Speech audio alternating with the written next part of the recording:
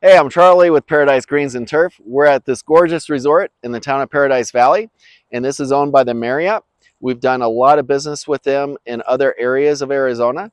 There's just one particular property we wanted to share with you. And over the years, we have done over about 15,000 square feet on this property.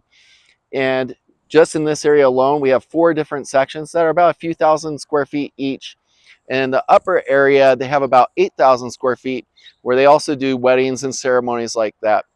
These areas used to all be sod, and they converted because with the sod and watering, it wasn't conducive to having events every day on it. Especially during the winter months, they're losing about 4 weeks of revenue where they couldn't have weddings and things like that. So I hate to say it's a no-brainer to do this, but when you're comparing for commercial applications and for events, it just makes a world difference for revenue, but also it greatly has reduced their cost for water and maintenance for their maintenance crews.